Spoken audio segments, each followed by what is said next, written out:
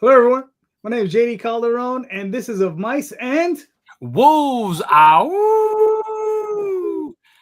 This is the comic book show where we go on and talk about potential issues that other comic creators are having in the comic book industry. We try and help them workshop through, and I think without further ado, let's bring them on. All right, let's start with this gentleman. Mark. Hello, I am Mark Torres from Came from the Radio, the official show of the Big Apple Con. We just celebrated our 23rd year doing a radio show. You can be heard on WGBB, that's 1240 AM and 95.5 FM in Long Island. It's Long Island's oldest radio station. And I also have my book, Designated, about two warring alien races fighting over a new discovered power source. The war finds its way to planet Earth, and as a result, some humans gain abilities. Very nice. Right, cool. Next up. How you doing, Hey, good. My name's Brayden Viloria, creator and writer of Haven. Sketch Night is in pre-launch. Yeah, that's what I do. Good comics. What's up? I'm Sean Wood. I am the creator of The Fog Within, currently on issue 4 on Kickstarter. And I also have done Recon and the Little One and have another one coming up later this year as well. All right, cool. Very nice. All right, gentlemen. Rob, do you want to give them the spiel? I shall give them the spiel. All right, gentlemen. So the way this show works is that we start clockwise. So Mark will start with you, and then we'll work our way around. I guess it'll be this way. And then so each guest will bring their issue forward. The rest of us will ask questions to you to kind of figure out, maybe to kind of clarify everything, to figure out what you've already done, so that we're not giving you duplicate answers or thoughts, kind of like, beating a dead horse. And then once we get through the question phase, we will then all move on to the answer phase, where we'll each give you kind of like our thoughts on how to help you through said issue. Awesome. All right. Mark, so what do you have for us, good sir? It's actually funny because JD asked me what's the question. I'm like, I already know what the answer is, which is sell more books, get more sponsors for the radio show. But he says the question is, how do I get more sponsors for the radio show, and how do I sell more books? Fair. I thought you would have thought it through a little bit more between. Nope, that was it. I know the answer. It's the answer I've been doing for the answer. Basically, that's the goal. It's not the answer. Right. That's the C. It's A and C. I'm at A. That's C, and I got to figure out the B. Okay, so these questions will help us to figure out what the B is, and what B you haven't been doing. So does anybody have any questions for this one, considering it's very vague? I imagine we all do. Sean, do you want to go ahead and ask any kind of questions you might have? Yeah, I mean, the most obvious one. So what have you done so far to get more people to buy the book? Like, do you have a website, or do you normally do Kickstarters? What do you normally do to get the backers' cons? So to promote the book, we actually did outside of box thinking. We did a radio play of issue number 1. We performed it at New York Comic Con, and we've been performing it at MCon, which is a convention at the East Meadow Park Library, for a third year in a row. We have musical accompaniment, we have voice actors, we have sound effects, we have images of the pages on the screen. We also did a campaign on Crowdfunder, which is different than Kickstarter. There's no E, I believe. I tried Kickstarter. I didn't like it. We had the president of Crowdfunder on the show, and I like Crowdfunder, and it turns into a store. So right now you can still buy a book, even though I released it 2 years ago. Okay. Mm-hmm. Cool. Now, as far as a promotion, I know obviously you promoted shows. I see there whenever I attend one, you're always there. So I mean, what other type of promotions are you doing outside of comic book conventions and maybe online? Well, we promote it on a radio show. I mention it every single week. We have an email list, send out the emails. We have a Patreon page. All the basics are there. It's just that what I always find is that the show, which has always been our biggest problem, is that our show is too big for the small guys and too small for the big guys. Fair. Why is it too big for the small guys? Because if we are a syndicated radio show, which we are, and you can hear the show in California, and you have a local pizzeria in New York, that doesn't do you any good. We're too big for the small guy. Like, why would I even bother advertising or sponsoring this guy if you can be heard in California? It doesn't help. So in other words, like you're too small for like local guys. We're too big for local Or guys. too big for local guys. Yeah. Okay. Well, yeah, that definitely. And is this a comic radio show or is it separate? Like the radio shows? Well, the radio show came out of wanting to make a comic. So 33 years ago, I went to a comic book school, want to make my own comic.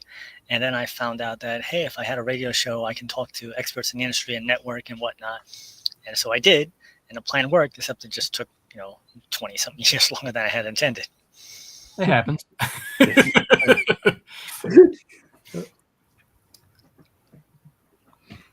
Okay. Anybody else have any questions? Do you ever have like people running Kickstarters or doing comics like that have comic Kickstarters on the radio show? Oh yeah. Okay. Mm-hmm. I've had JD many times, and I always tell him to send me people. And we have a backlog of interviews as of right now. I think we have like 7 backlogged, and then I have people come down to the radio station as well. If you're local, you're welcome to come down. Cool. Nice. JD sends you people? He hasn't sent me. That's son of I see how you are, partner. The issue usually is that most people who have Kickstarters, they want to promote it now, and if you record something now with us, it won't air for like 2 or 3 months. Sure. So it's so they have to know ahead of time to book it and then time it out, and it's always a difficult thing. What they need to do then is have a store like you said, and then promote everything. Or just do it the way I do it, and just always run a campaign. This one's over. Go to the next one. Yeah. Just keep it Oh man. Okay, so all right. You've tried different crowdfunding. You've tried reaching out to other indie creators. Do you have an email list that you've been trying to collect? Like, do you go to cons and stuff? I do. That? Okay. This is a nice question. Which email platform are you using actively now? Gmail. I just have them sign up, piece of paper, sign it up. I got my little Gmail list. It's funny. I tried, what was it? I forget which one it was. And I was like, I don't like this. It's too complicated because I am zero technology. Technology is not my friend. So I'm sure that's another answer is get better at technology. But I'm really not. Like, you can ask JD. He's seen my phone.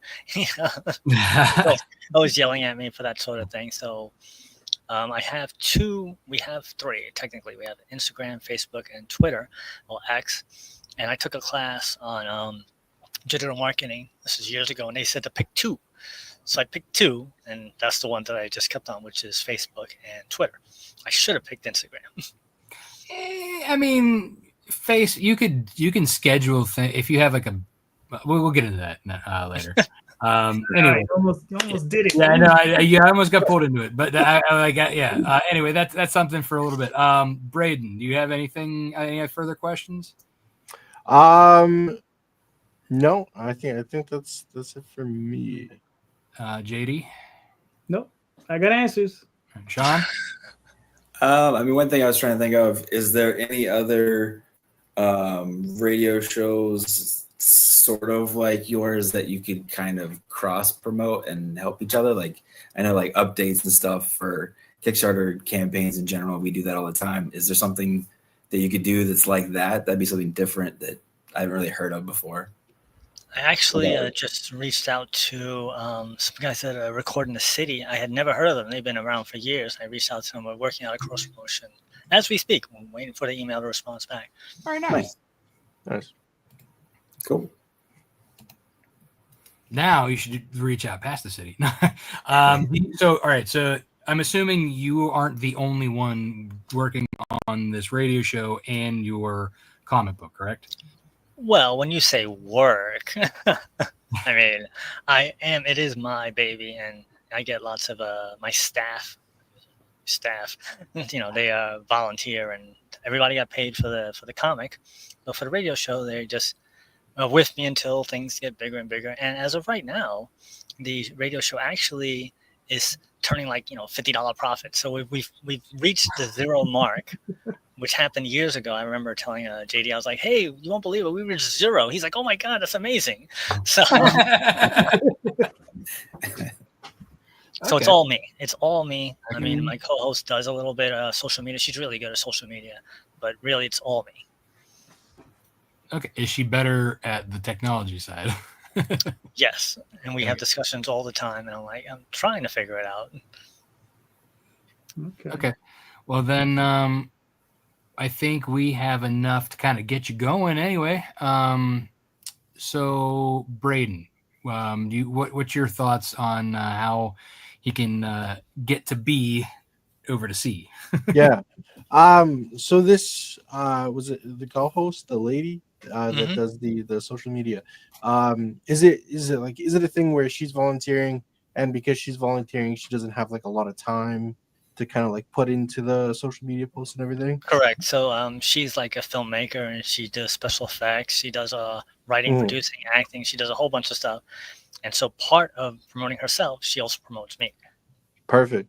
I think that's a super powerful asset. I would look at hiring her in like a money role. You know what I mean? Even if it's like not a lot, but like if it's something to be like, hey, if you post X, Y, and Z, if we can like set up a strategy, I can pay you so much per week or so much per month. Like if you kind of open up that time, right, that she could work on the social media posts. If she's already like a director, an actor, has all these different skills that leans towards the social media. I mean, you're looking for outreach, right? And if she has what it needs, right, then yeah, I'd look at that. So that goes down to selling more comics, getting more advertisers to pay for it. Getting more money for sure.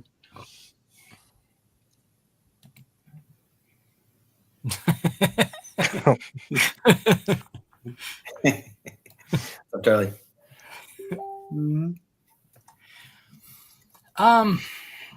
Sean, you're up. Yeah, I mean, just to piggyback a little bit on Brayden's, maybe at least having her set up like there's different apps you can use to set up things for the future. So like maybe like a month of, if it's like the same book, putting it in different ways to get it set up for like the month and different social medias and stuff like that too, just so it's automatic. You don't have to do anything. She doesn't really have to do anything except setting up first. But yeah, I was going to suggest the cross promotion of the radio show. So it sounds like you've already got that going. Is there any like radio show cons or like business meeting type settings where y'all are meeting up, like in not your area, but like further out, just trying to reach out to like a whole network of other radio show type things? I'm just trying to think outside of the box. Yeah. I reach out to everybody across the country. We've actually had some people outside of the United States that we just talked to and network. It's all building over the many, many, many years. So like we're going in the right direction. It's just, was it the snail on back of on a turtle's back pace? Yeah. Or is it a turtle on the back of a snail? Both slow. Yeah. I think you kill the snail that way. Yeah. They have big snails. Small turtles. Yeah, I think that's all I've got. That's all I can think of at the moment. Okay. JD, what do you have, sir? All right. So I know Mark is out on what we refer to as the island here, which is Long Island, right? Which, it is a much bigger landmass than, let's say, Manhattan, which is an island. But there are a lot of comic shops out there. One of the things, I mean, and you may have already tried this. I would suggest printing up something like some baseball cards, with a QR code on the back, the cover of your book on the front, but advertising your show on the back of the card, dropping, because you got a lot of stores out there, and you could just drop off, just talk to the store owners. Most of them have a little area where they have little freebies, and you could just drop off 50 or 100 cards, and if you need help getting a good price on them, just let me know, because I know a place, right? So yeah, and just drop off like 50 cards per store or whatever, QR code, and then just see where it goes. Because the thing is, and I wouldn't just stop there. I would also go to, like, you're working out of a library, right? They have a freebie spot. There are other libraries. Do the same thing. And it advertises, this is a place where readers go to listen and find and discover new creators and writers and blah, blah, blah. And, you move from, you bamboozle them, you get them in. Right? So yeah, I think that's something you should try, because I know you're in that sphere. So I would definitely try that out. Well, it's funny you mentioned that. We just made connections with the Merrick Library, which is 4 blocks away from the radio station. So we're starting a connection with them. This past week, they were just a guest on the show, because they're going to have their very first library convention. So we're starting with that now, reaching out to them. And the cards is something I had not thought of. See? So that's a B answer. We'll put that in the B slot. There you go. Nice. Mm-hmm. Okay. So I could probably talk a little bit more about what I was going to say about the Instagram thing, and then I have email advice. So I also kind of have con advice, because being radio, you can do one, if you can't get into like Artist Alley or whatever to sell your books, you can go in as a media guest to not just local shows. Like you can go to like any show as a media guest, and then you can like hand out your card. You can plug, you can go to like guys like us and say, hey, if you want a radio spot or a sponsorship, like spread that out farther. So that's something you have like the benefit of that the rest of us don't. But yeah, as far as like the Instagram thing, so yes, having a Twitter and a Facebook is great. But if you also have like a business page set up through Facebook, you can schedule to both Instagram and Facebook at the same exact time and only doing it once. So you just go into the business back end, and when you're doing scheduling through the calendar, you just check Facebook, Instagram, boom. Then you're doing 2 things at once. So I definitely highly suggest that, because that'll, help with, the whole Instagram thing without having to rethink, the whole process. And as far as like email stuff goes, I would suggest getting off the Gmail side of things, because that doesn't look as professional, especially if like somebody was emailing me from a Gmail. I would be like, is this one of those spammers or what? Because I get spam Gmails all the time. So you kind of want to have like a legitimate like business email address. Do you have like a website? I guess that's a question. Yeah, use GoDaddy. Okay. Well, then with GoDaddy, they usually have like a free email with the hosting.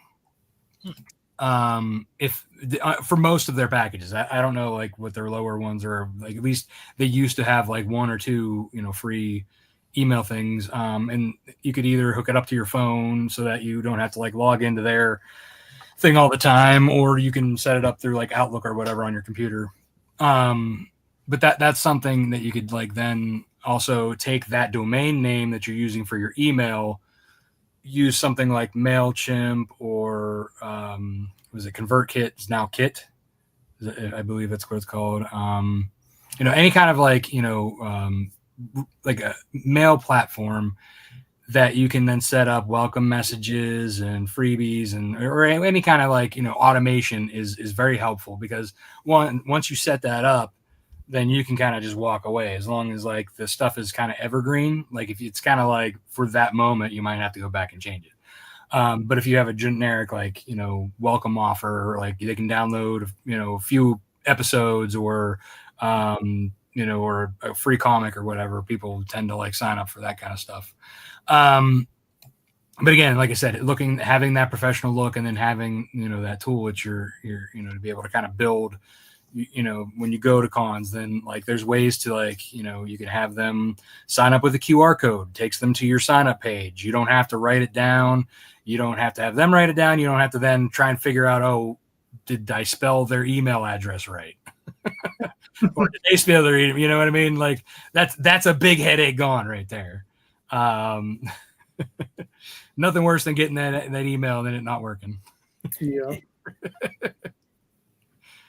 But yeah, I mean, those are all ways to kind of help you build that audience base. It's a little slower, but one step at a time. Is kind of like what we got to do in this kind of situation. Yeah, 100%. That's been doing it all these times. We have moved the needle. This will move it a little more. Exactly. Yeah, and if your co-host is technologically advanced than you, then have her figure the email stuff out. Yeah. Well, we can always set it up and then explain it to you. That too, yeah. And take notes, step by step notes. That's what I would do. For sure. Right. So, Mark, did that help somewhat? It did. Yes, it did. Okay. The changing the domain name, I got to figure out not changing the name to get that email. Mm-hmm. Take it to the next level. Trading cards, having the automatic posting. I had to play around with Facebook without deactivating my account. So if you don't see me for a while, you'll know what happened. All right. You did it. Mm-hmm. All right. Cool. So who's next? Brayden? Yeah, that would be Brayden in the clockwise position. There we are. Yeah, my question, how, and actually, this is great for JD. How to do comics faster is my question. So in terms of doing like a fully kind of done comic with color, I want to try and aim for like a month and a half completion rate, but yeah, right now I'm just doing like 2 pages a week. Right. Okay. Well, we got to start with questions. I can't just start answering, or else Rob will get mad at me. So my question to you is, all right, one, how many scripts is your story complete? That's my main question. So if it's a 4-issue limited series, or the 4 issues complete, or if it's a one shot, so on and so forth, there's a graphic novel, is your story complete? Yeah. In your head. Fair enough. So I have a lot outlined, but in terms of like actually complete, I have like the first 2 issues working on the 3rd issue. In terms of like script wise. Okay, that's fair. The other thing is here's the dangerous one, and Rob can attest to this. I'm sure everybody else can too. It's like, your war chest, right? How deep does that go, right? Because that's because you don't. Everybody likes to eat every now and again, and we don't like roofs over our heads. So Yeah, no, absolutely. I work for a living. I don't have endless wealth or anything like that. Right.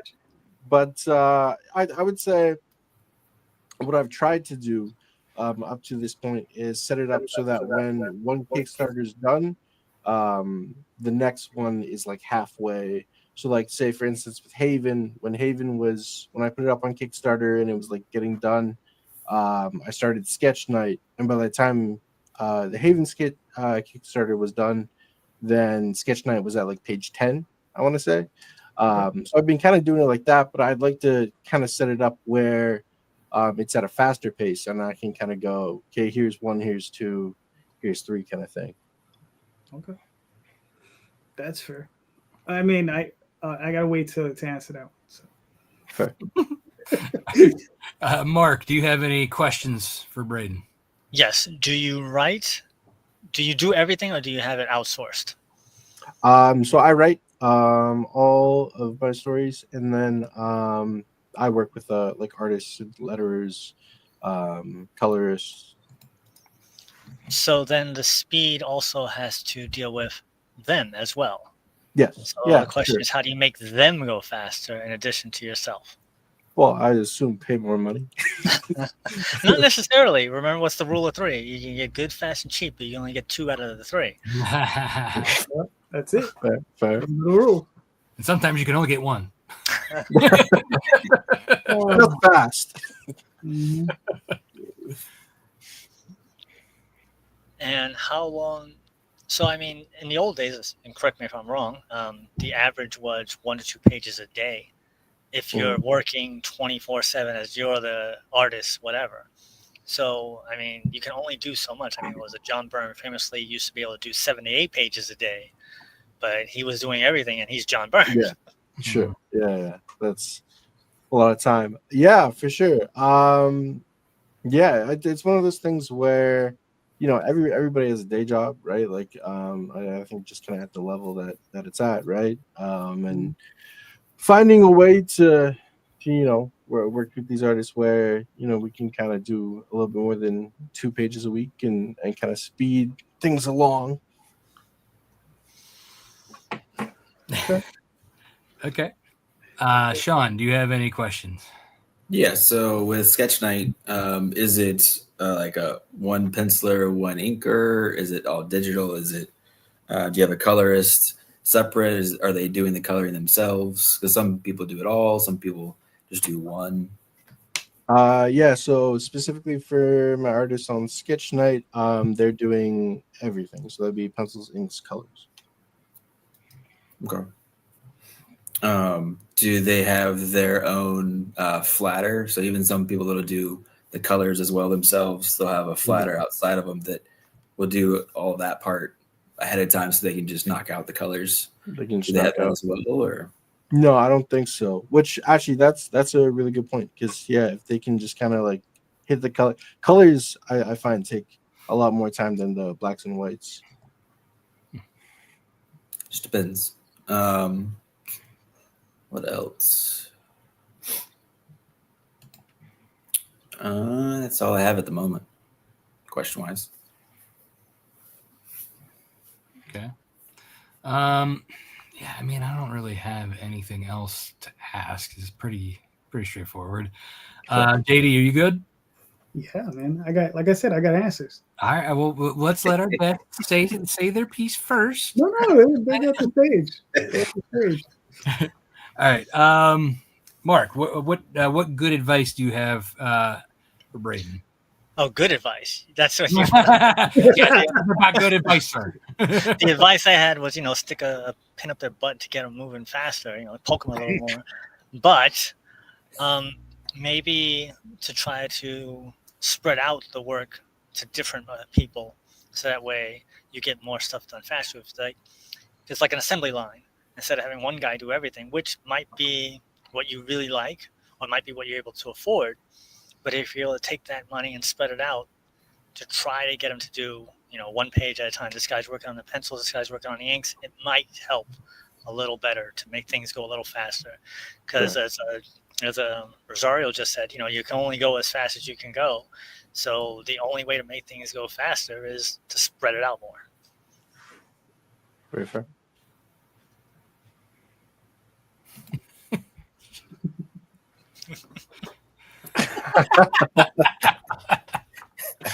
He's busting the balls.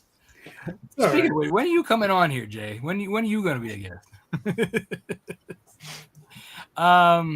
Okay. Sean, do you have... Jay's perfect and he doesn't know how to take advice. That's his problem. I have great advice for Jay. Don't make action figures. Oh, No. I plead the fifth. No, I'm kidding, Jay. The figures look great. I want to make them too. You know this. You and I've had this conversation. It just sucks that it costs so much. Yeah. Anyway, I digress. Please save us. So do you have the ability to do like the war chest and everything? Do you have the ability to do like an issue of Haven at the same time as Sketch Nights? I know you said you want to do 12 issues of each, right? Yeah, I think- yeah, 12 issues of each. So like at least starting out maybe on both at the same time. Yeah, I think I could probably swing it. With the way that Sketch Night is popping up now that we're getting on issue 1, I feel like funds with that. I could probably do both kind of side by side. But the flatter thing is I think is super great. I think I'm gonna look into that because if someone can flat those colors and then it just speeds up that coloring process, then we just have to wait for black and whites. Yeah. And I know Rob and JD might know a little bit more on this, but flatters, I think they're what, $10 a page, $5 a page, something like that. Right? Yeah, I mean they're pretty cheap. Most colorists kind of have their own that they work with. But if they don't, I mean, you could always ask around who they think the best one is, because some will like flat out make sure every like line has, kind of like a early character, let's say, has its own color coordination that you can kind of like put that depth in already. But yeah, I mean, pretty much every colorist I work with already has their own flatter. Okay. So yeah, I guess most often it's whatever they've already negotiated, and then you kind of pay them, and then they pay the flatter. Right. But if your colorist doesn't have a flatter, that's a whole different story. Yeah. Sorry, is flatting, is that just like kind of like the very basic of like blocking out the colors kind of thing? Very, Yes. yeah. Okay. Cool. Also, just like with anchors, sometimes you just used to pay somebody to have them just fill in the large black areas, and that was a different person than the actual anchor. Oh, fair. Yes. Yeah, And- I like and Mark- pure, clean lines. Yeah. And Mark, what do you know the term that they call these people who would do this type of work? Ink assistants, No, come on. peons. No, monkeys. Monkey.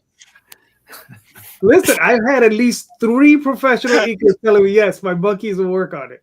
Is that right? Yeah. Uh, Right. Now, this was the 90s, so it's a little crazy. I mean, well, now though with digital, like inking is becoming like, I've got a lot of inkers asking for jobs. I'm like, dude, most of my people do digital. I don't. Right. Yeah. You gotta be like, what can we do? Yeah. Yeah. But yeah. Okay. JD, would you like to spread your wisdom now? I don't know if I have any wisdom, but what I can say is, look, the pace you're doing it at is probably the right pace, right? The only way to look, I do it the same exact way you do, 2 pages a week, right? The only thing is I've been doing it a lot longer, right? Sure. So I have a huge backlog, right? Like I got stuff that won't come out for another 2 or 3 years, right? So, and that's just like I said, because I've been doing it so long, and I've gotten into working with a number of different creators or a number of different artists. So I have like at least 2 working currently on the Oswald Chronicles. I'm about to start with a 3rd one. It's just like nuts. So it's and that's the other reason why I ask you, with something like Oswald, I'm done. You know, so I have, I think I counted out, I think it was 43 stories in total. And then these are not issues, these are stories. Some of them are 1-shots, some of them 8 issues, some of them 4 issues, depends on them, some of them 5 issues, so on and so forth. So what I do is I'll find an artist and I'll assign them a story, and I'll say this story, that's for them. And then that's why I was asking how much work, because if you, like, let's say Haven, right? Yeah, sure. You probably want to keep the same artist on the same arc, right? Yeah. So you don't want to switch artists unless you have an artist who's very similar on the second arc, right? But you don't want to mix them in the same arc, unless you're doing something weird with your art. I mean, with your story, where like maybe each issue you'll change characters and you'll maybe work with a different artist for each character. Do something funky like that. But those are more writing experiments, and I don't know if you want to go that route, right? So, but yeah, but I honestly, unless you're working on different titles, right? Right. Till you can have like maybe like 4 or 3 or 4 different artists working at the same time on 3 or 4 different titles, each of them delivering 2 pages a week. It'll get staggered out. So then, you release one and then you be able to release the other and so on and so forth. But yeah, the only thing you got to be careful with is your war chest. You got to know, your money management is important. It's something not a lot of us talk about because I think most people are shitty at it. And I think a lot of people are probably in credit card debt. They don't talk about it. Oh, I'm in debt. I'll talk about it. Damn, Rob. Where's your wife? I got no shames. I'm incorporated. I have credit cards for that corporation, and if it goes under, I am untouchable. No, that's super fair. That's what you think, buddy. They changed those laws a while ago. Yeah, but that I think those are the things. Like I said, watch your money. Be very careful. And yeah, just take it slow, man. I mean, don't rush the process. For sure. Because trust me, it's gonna come. It's gonna come. You understand? Just if you do 2 pages, look at 2 pages a week, 52 weeks. What do you got? 104 pages. That's 4 issues, right? Fair. Okay. If you employ 2 artists, that's 8 issues in a year.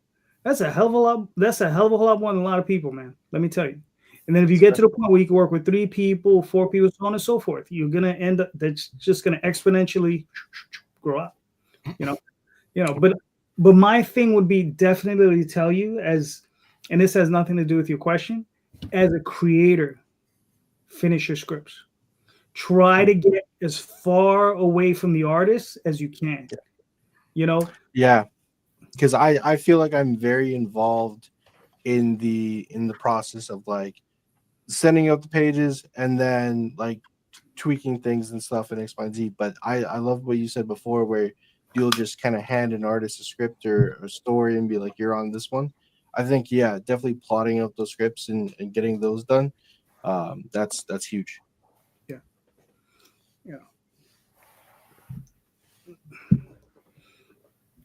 All right. Are you good? So I can go now? Rob, I'm going to tell you right now. They changed the laws. I'm sure. Yeah, no, I'm sure. I know. If you go into credit card debt as an LLC, they will still tag you. Oh, I'm a corporation. I'm not an LLC. Oh, yeah. Okay. So maybe if you're under, was it F? S Corp. S Corp. Yeah, you might have more protections underneath that. Because I have an LLC and I know, like, man, they will. That's so. Without getting too far into the weeds, I have an X situation that I was trying to protect the business from, and that was just a bonus thing. That's fine. Hey, that's fair, man. That works. So yes, So incorporate or LLC, depending on what works best for you. And what's lovely about an S corporation, now this is advice for everybody. So LLCs, they'll only let you take a loss for 2 years or so, and then it becomes a hobby, right? Yeah. Corporations, you can take a loss every single year. Oh, yeah. So and that helps on my taxes because it makes my tax bracket go no. For LLCs, it's 5 years. Oh, is it 5 years? Okay. I knew there was a point in which you had to be like showing a profit, whereas like. But here's the beautiful thing: a profit could be $20. That's true, but it doesn't help you in taxes, personally. No. You don't have to pay tax. Well, not that year, but then the following year you take a hit. Yeah, I have to pay $20 worth of taxes next year. I'll be paying a lot less. Exactly. But yeah, so to get back to your issue, so I work with 2 different art teams on 2 different books, and hey, speaking of the sexy people, so I am constantly like trying to get my own artists like on the page. I think right now I can honestly say I work with one colorist and one letterer that like I don't really have to push much. So I letter Nightwolf, and then Dave Lentz does Snowpaw for me. He's pretty on top of it, which is probably why he's high in demand. But then, you know, I'm not going to kind of get, but like, anyway, so my artists, like, I'm constantly like, hey, missed deadline. Hey, missed deadline. Hey, I haven't seen a page this week. Hey, you know, constantly. And I'm like, it's not like, you know, for me, I'm like, look, I'm ready to pull out that card and PayPal you that money. You know, I'm ready to do that, you know?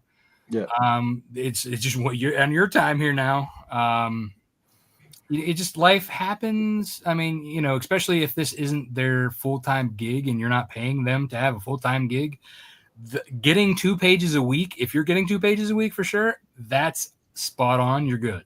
Like, if you're getting 1 page a week, good for you. I mean, really, you know, and that's actually, you know, in the indie scene, like if you're not paying them full time, that's really what most you can hope for. You know, just setting that expectation, because it's no matter who you work with, unless it's somebody who's a real workaholic and really loves the story. I mean, that's kind of like, you know, they got a day job, they got kids to feed, they got this, they got that. You know what I mean?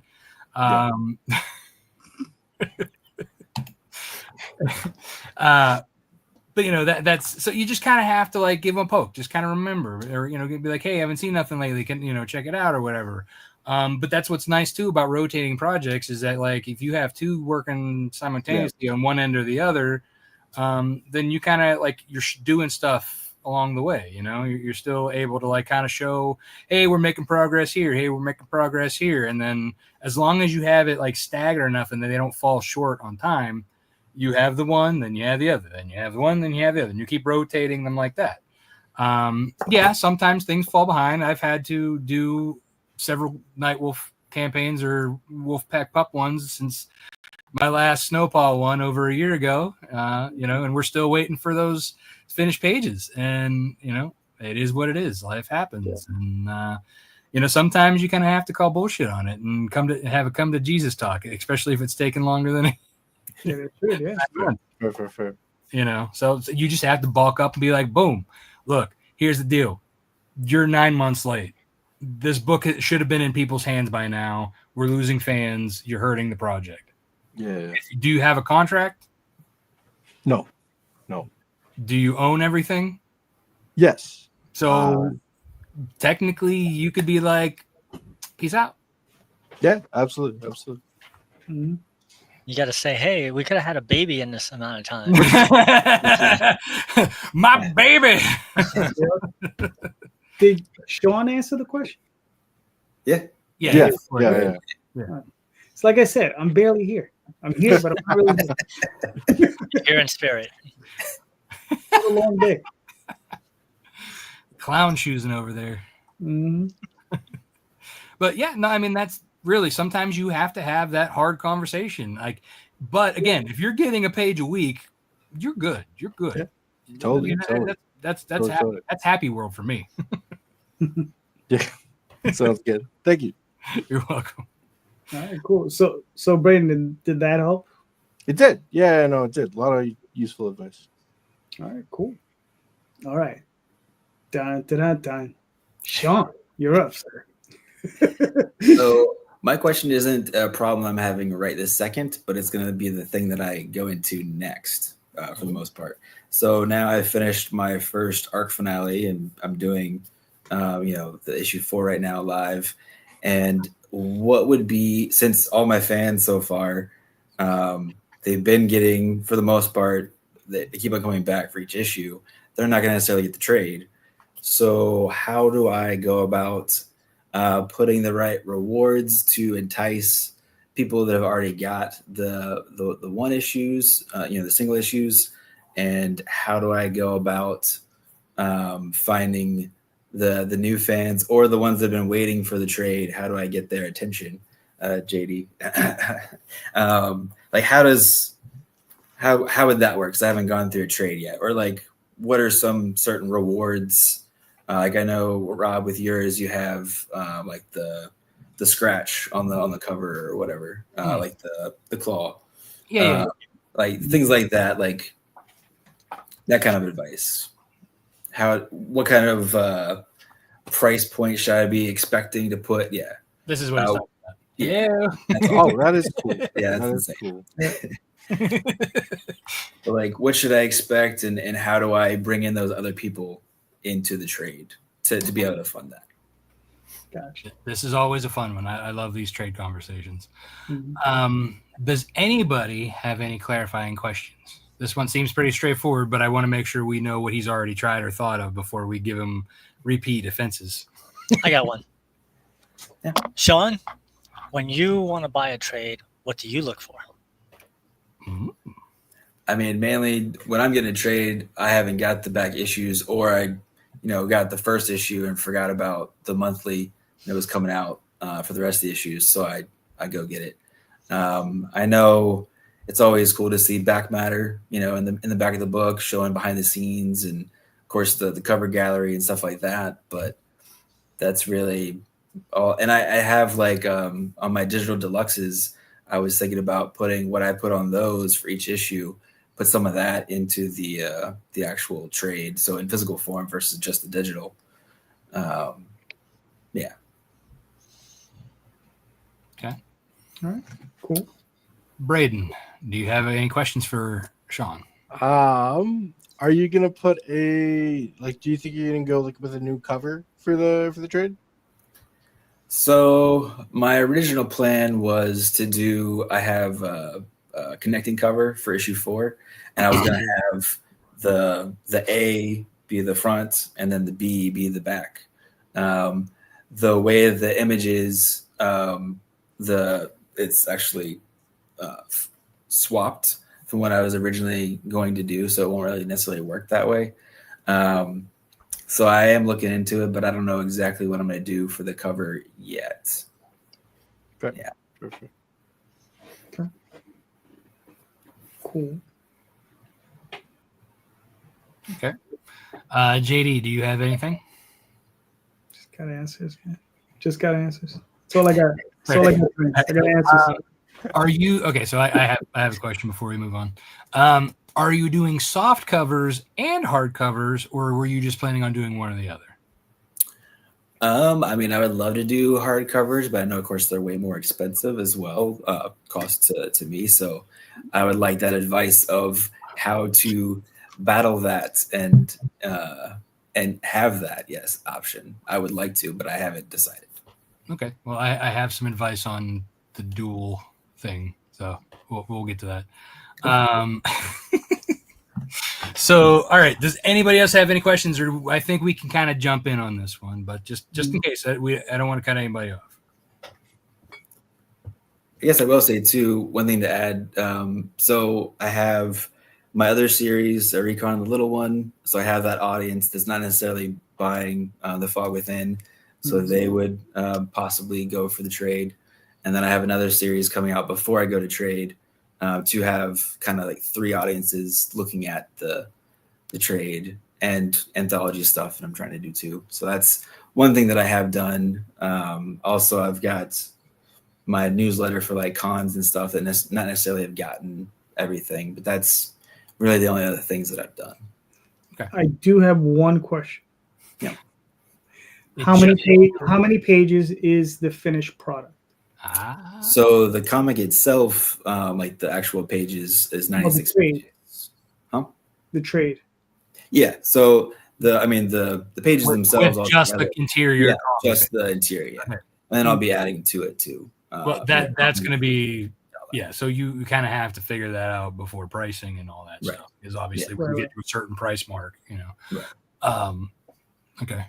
But do you have an idea of what the page count might be, roughly? Yeah, it's definitely well over 100. So it's probably going to be 112, maybe something like that. Okay. It's nice. It's a nice little chunk. That's fair. Well, Okay. All right. Brayden, do you have any advice for Sean on trades, or do you have any trade experience? I guess I should also ask. No trade experience. Sean probably has advice for me, if I'm being honest. I haven't quite made it there. You What know, do you like in trades? yeah, exactly. What I would say is like if I, got 1 to 4 of Fog Within, right? Which I think I did digitally. But if I was like, oh man, Sean's dropping a trade, definitely like a different cover, like something super cool. Maybe even if it's a cover that kind of ties in like the like each issue's cover together into like its own thing, that could be cool. But yeah, I mean, if you had a sick cover on there, if you have all your behind the scenes stuff like that you kind of did in your digital luxes, I mean, those are all strong pulls. That if I'm like a big fan of the Fog Within, I would be like, yeah, I'd love to like know how this got penciled and inked and kind of see that, or each cover of there. Are you putting? Do you have variants for like your issues? Yeah, I got 2 variants for each issue. Okay, and then would you be putting the variants in the yeah? If you're putting variants in the trade too, like people may have not gotten right like a cover here and there from. I mean, you got 4 campaigns. That's what 8 variants. That's a strong pull too. Where I'd be like, I didn't. I only grabbed the whatever the main cover, missed out on the variants because they're priced higher usually. So yeah, that's a definitely. nice selling point too at cons. Yep. Because then if they can't choose a cover and they want multiple, well, then you just hand them that and say, hey, there you go. Yeah, higher profit margin. Yeah. For sure. Okay. JD, would you like to? Oh wait, Mark. Do you have any advice? I have an outside the box thought, which is something that we've been doing. Is, for authors, they do a audio book, maybe as a bonus for the people who have the single issues and want the trade. You can do an audio version of the trade and have the whole story. I mean, it doesn't have to get all crazy. Just get a couple people do some different voices and try that, and it'll be a free digital download included with the trade. That's one I haven't thought of. Yeah. Yeah, that's cool. That works. And you can do some of the voices yourself. I want to see that. I would pay for a trade to see Sean do the voice. Doing all the voices. Hell yeah. Oh my god, I would have fun with that. That would be so much There you trouble. go, eh? That would be so Get much Rob in trouble. there. Yeah. JD Calderon doing some of the voices there. That'd be awesome. God. Yeah. JD's like, don't convince. Don't convince. Yeah. Sean would hate me. I haven't read this story, and I don't know, but I'm one of these people that I'd probably be rewriting lines. Sorry, I can't read this. This is garbage. Yeah. What's my motivation? It was kind of thing. It's like because I'm a tweak. I like to tweak things. I was like, if you drop this word, add this one, put this one in. Now the tense works better. There we go. Wait, what do you mark up other people's comics when you're reading them? You're like, oh god. No, I would have done this. No. If no, I don't do it. I just make mental notes and I move on. That's all. But Note to self: what not to do. But listen, I mean, but the thing is, there are plenty of times that I've read books where it's just like, okay, try to somehow do this. Oh, note to self: steal the idea. Right? Yeah. inspiration. Right. Inspiration. Yeah. Inspiration. Right. It works. It works. Oh man. But, Okay. But I only say that because I did a short film one time, and I worked with various actors, and pornos are not short films. It was not a porno. It was not a porno. It was a short little fantasy film, but it's funny because like every scene, I rewrote every line. It was my script, and I rewrote every line. I would let them speak the line. I'd be like, no, that's not rolling out of your mouth correctly. I would rewrite the line. So instead of Didn't telling even the come up actors with to a be pen better and smack, actors, smack those words out your mouth. So these were, well, like you suggested, I got all my friends. oh, you need better friends. Well, I he need needs friends where I better can alcohol. There you go. Yeah, I probably should have given out some alcohol. It might have worked. Yeah, that probably would have flowed off their tongues a little better. That's true. That's true. They're a little too tight, too uptight. Yeah. Mark, do you have anything before we move to JD?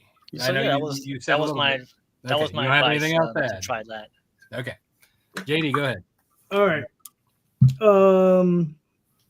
Okay. So the one thing you have to be very, very conscious of, and don't beat yourself up over too much, is the people who buy comic books and people who buy trades, sometimes different crowds, right? There is crossover, right? But sometimes there are different crowds. You're gonna have I have fans that they only want my comics, and then I have another group of fans they only want my trades, and then there's the people in the middle who buy both, right? And then as far as so don't drive yourself too crazy with that question, right? Because you're gonna get them, but you just have to just be patient, right? The other thing is the reason I asked your page count, because it is gonna factor into how much you're gonna have to charge per book, right? And if it's full color, it's always gonna be more expensive, right? Then the other question is and this one Rob can speak to, because I haven't printed offset with I printed offset back in the day with some trades, but it was a while ago, and that was black and white. Mostly what I've been doing now is digital, right? And with digital, you can keep them perpetually in print. The only difference is the cost per unit is higher, right? I print through Mix'em because I like the quality of the books. I could go with other companies that also do digital, cheaper, but it's cheaper. It looks cheaper. The product itself looks not as good. So, but Mix'em, they really nice product. So I really like the books they produce. So, like I said, it just depends. If you get a campaign where you're going to sell 200, 250, 300 books or more, I would suggest offset. If you're getting a campaign where you're only going to do 50 or 100 or anywhere from 150 or less, you can do the math and check, the various sites. But anything under 100, I would just say go digital, right? But that's all dependent on you and what you want. And that's also if you have a heavy con schedule and you can sell the books, then maybe you might want to go offset, because you're going to get a per unit. That per unit cost is going to drop way down. And at cons you could do deals. You can say, oh, you buy a con, buy this. You can drop down the book price by whatever. You understand? It's not going to hurt you because you got it for like $3 or $4 per unit. Whereas a digital book, it's not going to be that, and then you're going to have to charge higher per unit cost. That like I'm doing the Oswald Chronicles, My Time with Clive, Volume 2. It's $35. It's 100. It's 96 pages. It's full color, and it's expensive as hell to print. But my fan base, they understand that and they're willing to do it. And for this one, mostly what I'm looking for is my stretch goals are going to be adding pages to the book. Instead of giving tchotchkes or trading cards or whatever, is going to be adding pages to the book. Because I haven't even put it on the because I'm smart. I haven't put it on the campaign yet. But I have 2 shorts that I want to get in that book. And it's all full color this time around. So there you go. Nice. So Rob, it's all on you, sir. So yeah, I mean, there's a lot that you can do with them. Obviously, they're doing die cuts, but that's primarily hardcover. So if going to what I was going to say earlier about hard and soft covers, if you're doing offset, which I suggest, because you can get extra books. I suggest this one because you're saving upfront on printing multiple books, and you're going to have, you'll have your fulfillment stuff, whatever. but I suggest having a nice stock of them. Like maybe do the print on demand for floppies, whatever. That's fine. That is what that is. But I would find storage space for these because one, it'd be cheaper overall. You'll get a better profit margin, and you'll have them at cons. And I'm telling you, these days, like I sell more. Like I'd probably sell 50-50, but I've been selling more and more trades as the last couple of years have gone on. So it went from floppies to trades to now here I am. Eventually, I think it's going to go like this. People like having that big chunk to digest. I mean, streaming has kind of killed people's attention span. They want to be able to watch the entire season of something in one night, So I think that's a big part of that. But like, it's also like having like that, like a big, thick physical book makes it feel more worth it for the price. And like everybody was saying, adding the variant covers. Also, like if you wanted to have like things for the collectors or things that like make it for the people who you want to come back who've already got your singles. Well, I have all the variants. Well, why, they're in the book. Whoop-de-doo. Well, that's when you do like, brand new, pinup art, right? You just throw a couple extra new pinup art in there, along with everything, that helps to add to the nice, chunk.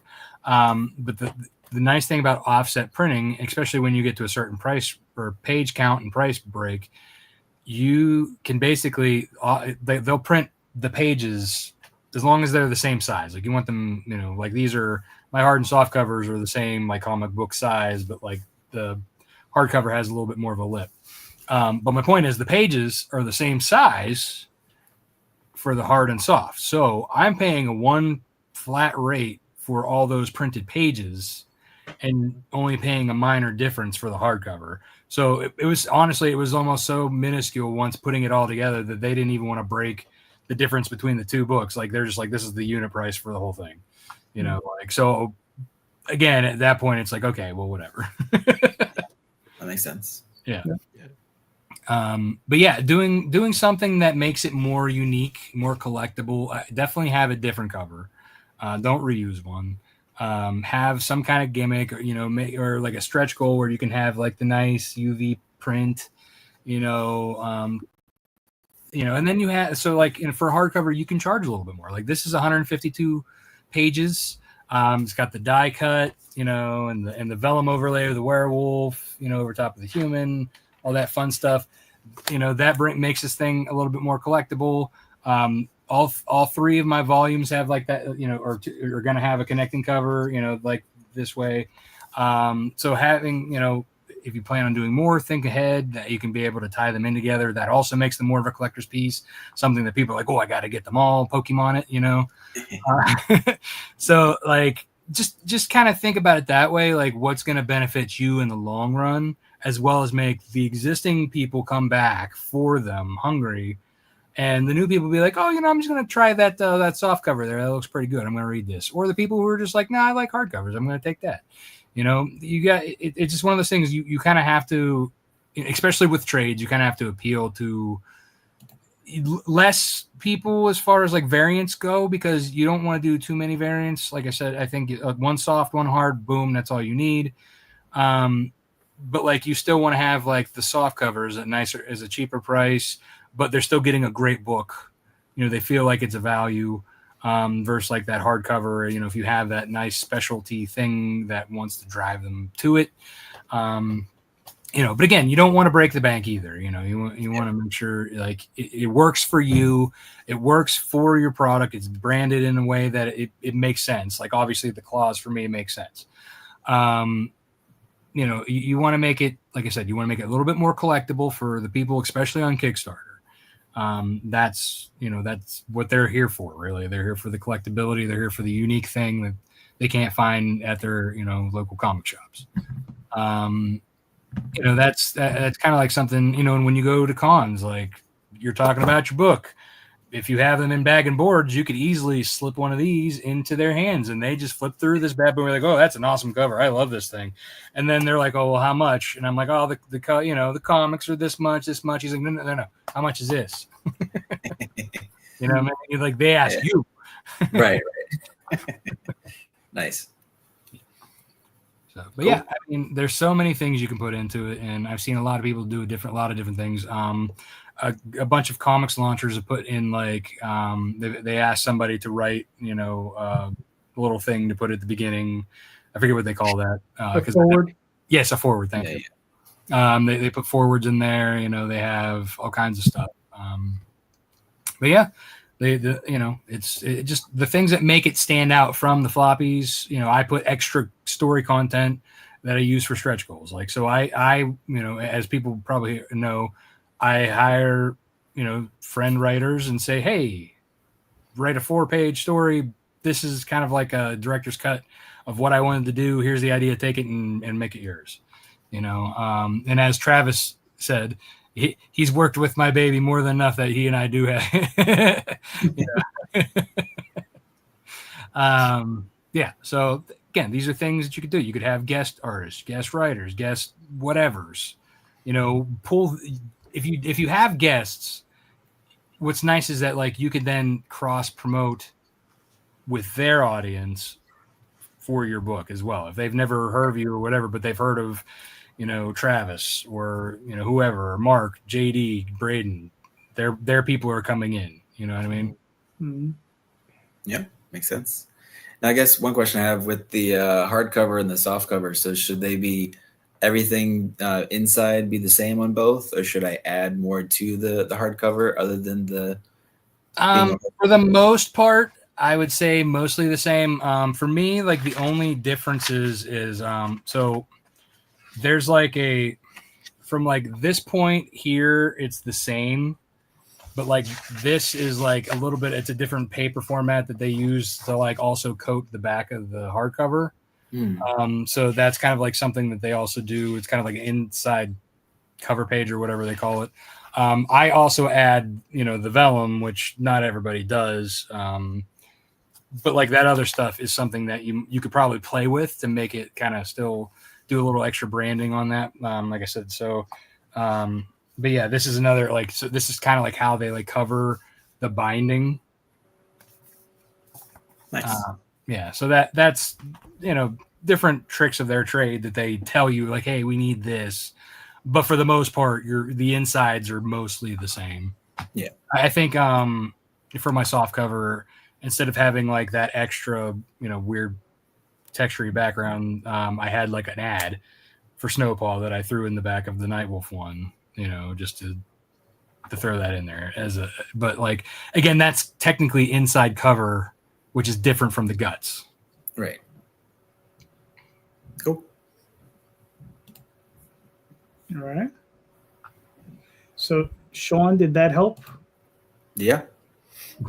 He's like, I've been taking notes. I'm going to go back and rewatch. Yeah, exactly.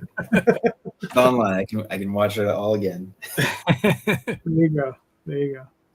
All right, cool. So, all right, well, we can talk about a few other things, guys. With these, it's not like my Sunday show. We run through these really quick. So, Mark, start talking fast, brother. Disney is about 2 warring alien races fighting over a new discovered power source. War finds its way to planet Earth as a result of humans gain abilities. It's on Crowdfunder with no E, and you can actually buy the book right now, and it has been on sale for quite some time. We have original pages, we have trading cards, we have figurines you can get. We actually have the radio play on there that we did of the first issue. And we also have an introduction by Troma's Lloyd Kaufman. Do you want to play that for like 2 seconds? Hold on. So let's stop. Oh, the cover is by Russ Braun, who does The Boys, and inks are by Peter Palmiotti, who's Jimmy's brother. It's right there in the. Go back up to the cover image. See the little play button in the bottom corner down there. Enjoy the amazing Troma Presents comic book premiere of Mr. Mark Torres, comic book called Designated. It's going to be an amazing event in 2023. That is Lloyd Kaufman, the creator of Troma. He was the one that presented our show at the New York Comic Con. Nice. Cool. It's pretty cool. So everybody, go pick up a copy. Link is in the show notes. Very nice. Very nice.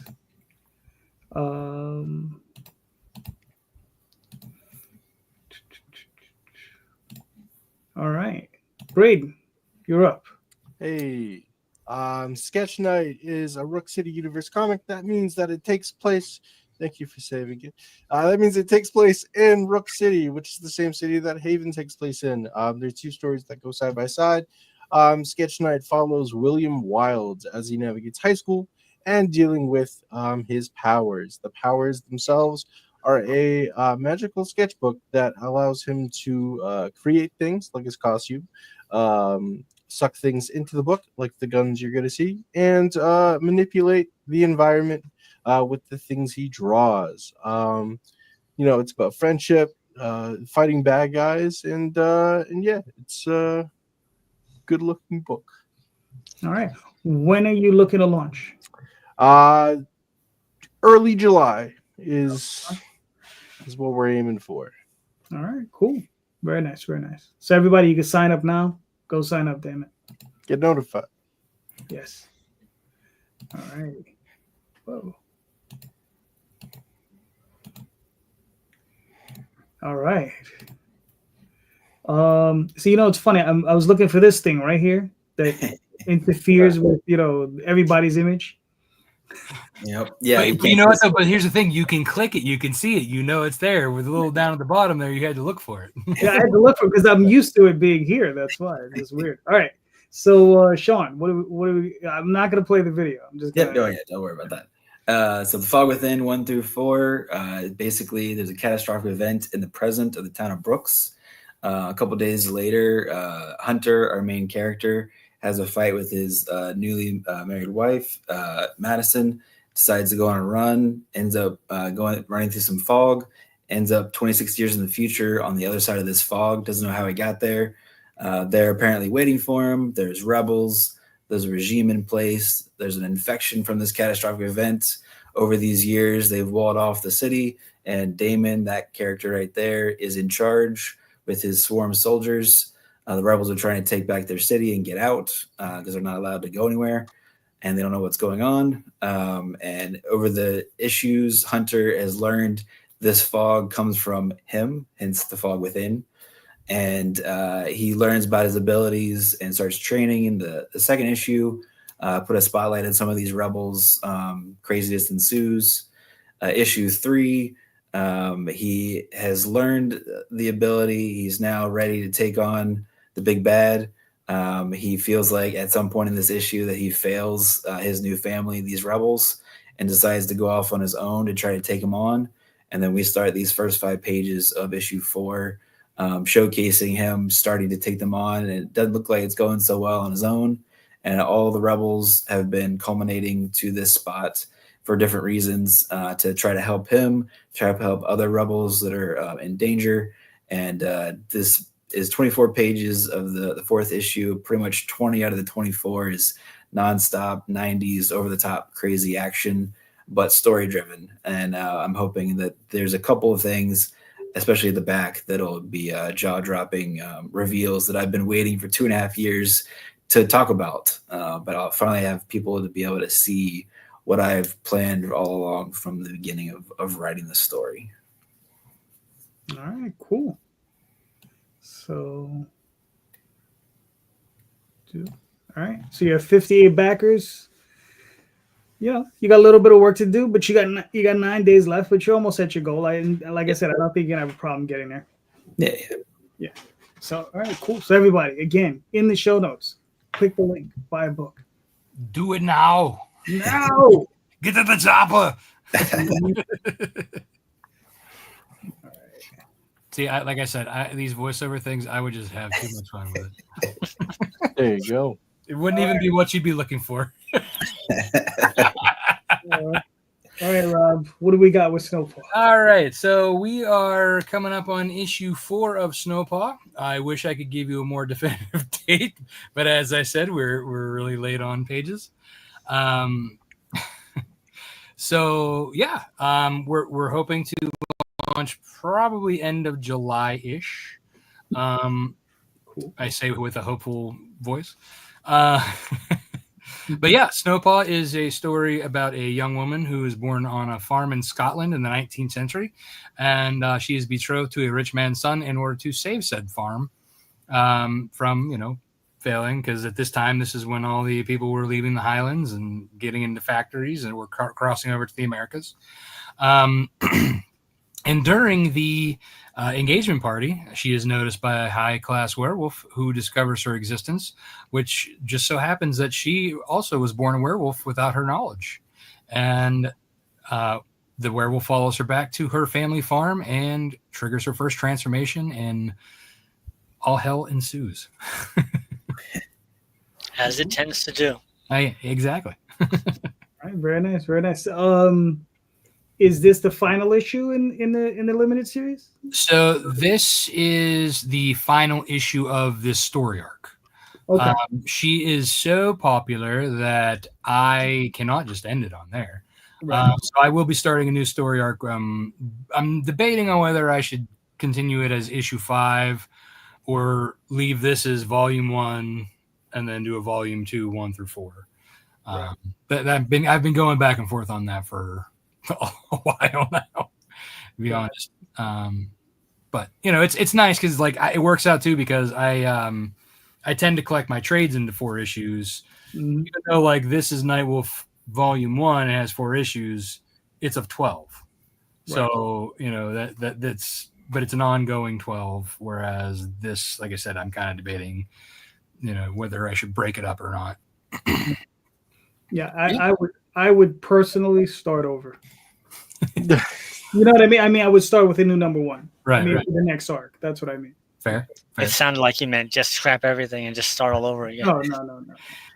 This is crap. Oh, Rob, why? Rewrite it. Terrible. Note to self: don't do this. Look, I haven't read it yet. I don't know this. I have to wait till Daphne gets her copy. It's yeah. You guys are trade waiters. See, Sean, they're your trade waiting people. That's true. We are trade waiters. And speaking of trades, here's my trade. My Time with Clive, Volume 2. This is a color book, which I don't do a lot of. But this was in full color. So this is one of the ones I need to back then, right? Because I'm always confused on which ones I'm supposed to back. Yeah.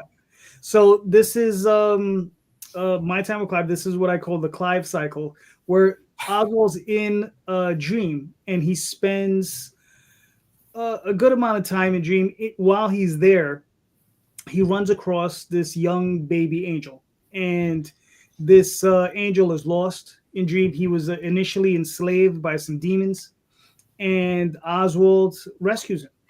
And Oswald promises this kid, this baby, that he would help him find his parents.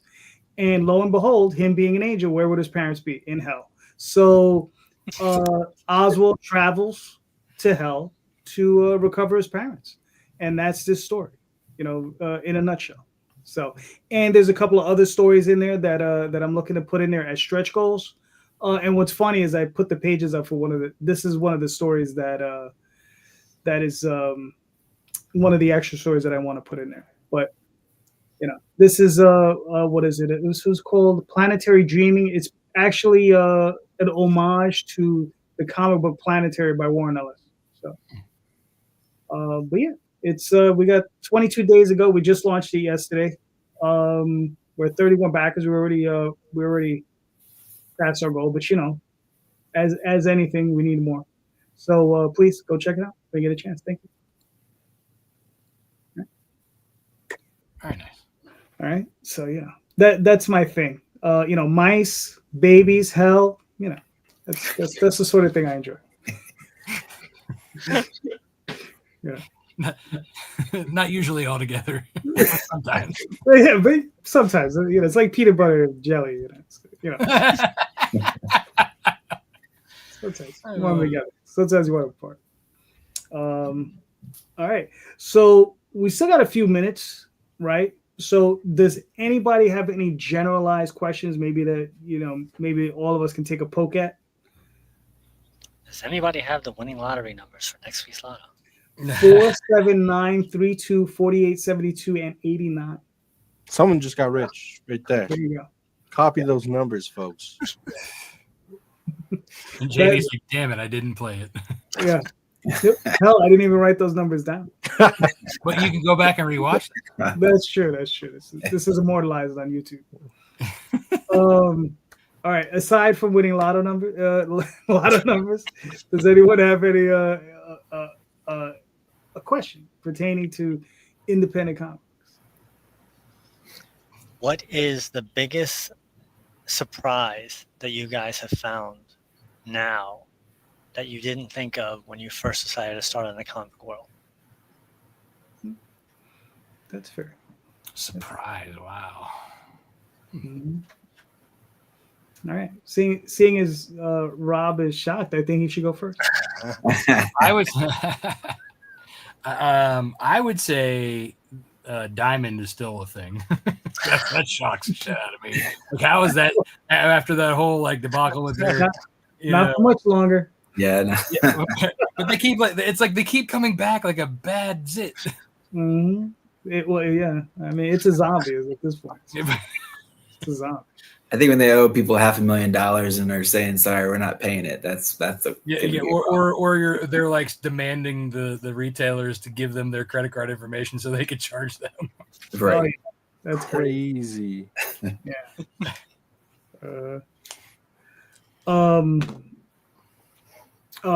Brayden, you have a thought on that? Well, like what? Yeah. Too surprised. Well, I guess I would say I'm surprised how much I love doing comics. When I first started out doing Haven, I just kind of had it as like a homage to my uncle and kind of one and done kind of thing, and just fell in love with it, and going strong and continuing on. So that was just a surprise that you find something you love. And then second surprise, I was surprised not knowing anything about how like comics work or anything like that in terms of like getting into stories and everything. I was surprised that even if you do hit like a dark horse, like a, you know what I mean? It's not like you're set kind of thing, where it's like Nah, you get the big deal, and it's still like a push and like constant so that was a surprise for sure. Mm-hmm. Yeah. That's why when you go to those creator-owned publishers, and then you're like, oh, I'm still doing all the work. Cool. Yeah. Gotcha. But it's like that at Image as well. It's not even. But Image technically is creator-owned still. Yeah. So that was my point. But if you were to sell your stuff to the old Mighty Mouse and at Marvel and and what Ted Turner at the DC. Yeah, I mean, but then you don't own it. Exactly. But that's my point. It's the creator owned versus like, okay, now you sold your idea. If they market it, they market it. But if it's your idea, it's like, well, you gotta market it. Yeah, for sure. All right, Sean. I'd say a good surprise and a bad but turn into a good surprise, I guess. First thing I say on a lot of podcasts is when I first started, I thought instantly that I could easily do $4,000 and I'm gonna quit my job eventually. Not many people are doing this, and realize, oh wait, there's a lot of creators that do this. And barely any of them have quit their day job. Right, exactly. So in a way, that was a good bad surprise, just because if I knew what went into it when I first started, I might not have actually done it. So being naive, I am actually glad, because I enjoy it. Like Brayden said, it boggles my mind that if I ever didn't do that first one, like where would I be now? Just because the sheer fact that I had my own comic is freaking amazing. And it's totally worth all the struggle. So that was one surprise. But then also, I always thought when I started, I was only going to do The Fog Within. I planned to do 12 issues and everything, and didn't think I had any other stories in mind. And another creator pushed me and said, hey, you need to do another story. And about a month later, I had Recon the Little One. And now I'm doing a third story. Didn't think I was going to do that either. So it's just building and I'm doing a couple anthologies as well. And just growing my story writing abilities was a lot of fun. And that was a surprise, because I just thought I was going to do this one thing and then just try to stay focused on that. But now I'm just having fun I'm literally doing 3 different series, getting art and and colors and everything back on a constant basis all the time now. And it's awesome. Yeah, it's definitely an addiction. Once you get it, like you still get started, you're like, I want to do more. I want to do more. Yeah. I want to do more. Yep. I got 2 different pages today from 2 different series, and it's just insane. That's a good day. Yeah. Yep, for sure. Yep. Let me see. For myself, the thing that's always shocked me the most is how many of my fellow creators I hate. No, I'm only joking. Good night. Well, all right. Good night. Oh, yeah. No. The thing is, the thing that I think that still surprises me is how many people have that reaction to creating their comics. Because I'm the same way. I've been doing it, I'm pretty sure, longer than everybody else. It's that it gets into your blood, right? Yeah. And it gets into your brain. And I've seen people leave, and like I'll run into them a year or two later, and they'll be like, "Yo, man, how do I get back in?" Right? And then they'll just come back, and they'll just like, "How do I get back in here?" You know, and it just never leaves your blood because you always want to make more. You know, and I've seen guys gone for 10 years, 12 years, and they just show up again. They're like, "Yo, man, I'm gonna do another book." You know, because they I guess whatever happened that got them out, they straightened it out. Now they're coming back. But yeah, it's that love that we all have for creation, you know, that, you know, really I find great. Because I mean, you know, there's, you know, all of us, you know, you can watch baseball or watch a football game, but you know, you're living vicariously through somebody else's actions. I mean, these are the things that we create with our own hands, our own minds. You understand? Whereas, you know, like I said, those other things, they're fun and they're nice, but you know, those are other people's victories, not really ours. We cheer for them, we're happy for them, right? But these are our victories, right? Well, it also feels like you have a sense of accomplishment. Yeah. Like it's like when you're watching somebody else do something, or you're just watching TV or other forms of entertainment, like there, you know, or even if you're just reading another comic book, you know, those are nice things to relax to or whatever, you know, that kind of mellows you out. But like in the same sense, so like when we're doing this as an enjoyable thing, like it's also building something, right? It's, you know, you're having a sense of like accomplishment. Yeah, for sure. Yeah. So Mark, what has surprised you? So answer your own question. The biggest surprise is 2 things. Number one, how long it took to make the comic. Oh yeah, 30 years is a long time. Yeah, 30 years is a long time. Yeah, to make one book, sure. And the second thing that surprised me most is the community, like how, for the most part, how cool everybody is and how everybody wants everybody else to succeed. That really surprised me because, you know, you see like the Hollywood people, they don't like each other, or, you know, different other entertainments, they aren't always together. But I guess because we all have gone through the struggle in various levels, we all know how it is for the other guy, and we're all rooting for everybody to succeed. I mean, yes, you want your book to sell, but you don't want it to sell over the other guy. You want the other guy to do well as well. And I think that's the biggest surprise over the years, how consistently, how awesome the community is for the most part. I feel that someone else's success does not make me a loser. Okay, that's how I feel about it. There's some people who I've encountered, they're like, no, you're all my competition, blah, blah, blah, blah, blah. And, you know, typically those people, I usually feel like, well, you suck anyway, so you don't really matter. So, you know, but for everybody else is like, you know, if someone else is a success, that's just good. You understand? To be honest with you, and look, I mean, as much as I like to bag on Marvel and DC, I don't even want to see them fail. I want to see them succeed. It just helps having a healthy community, right? I would like them to write better stories. Yes. You know, Better stories. Sure.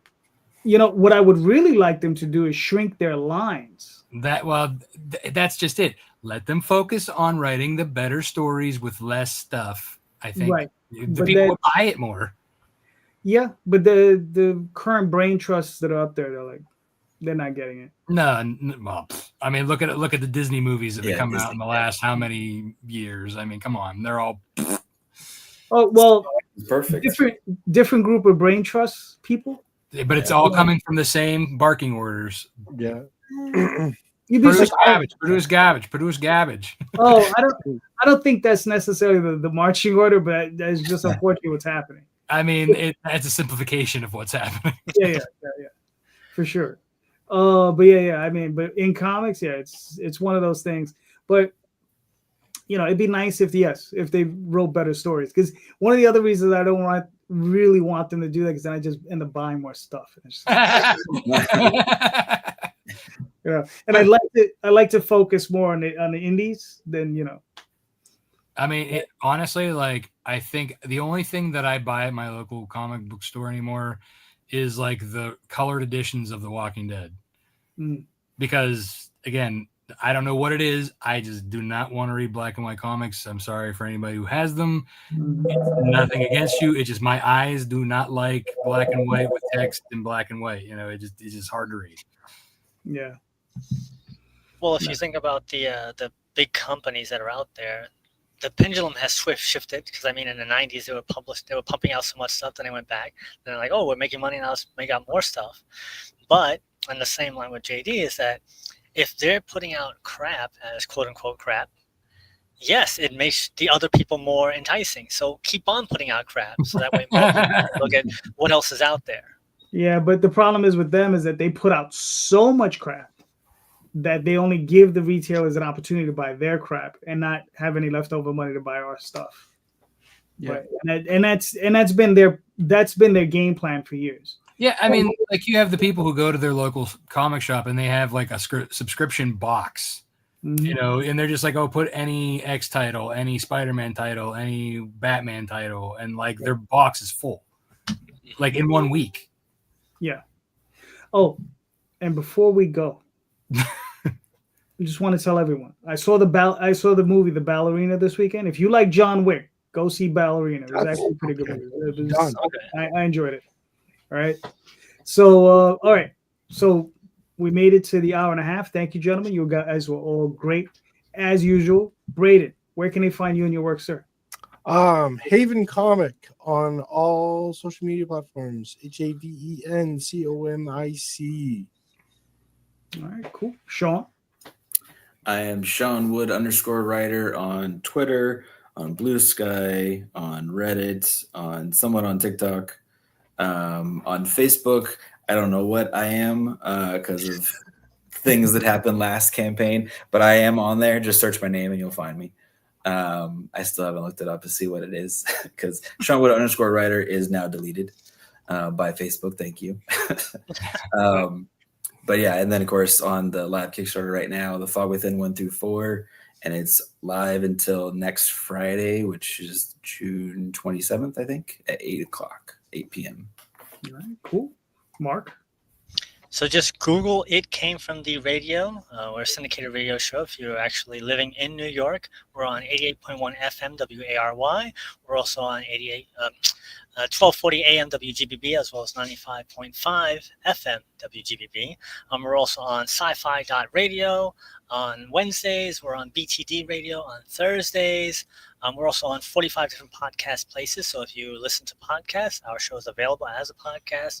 Whatever podcast place you listen to, we're on there. And if not, let me know and I'll get us on there. Cool. Rob?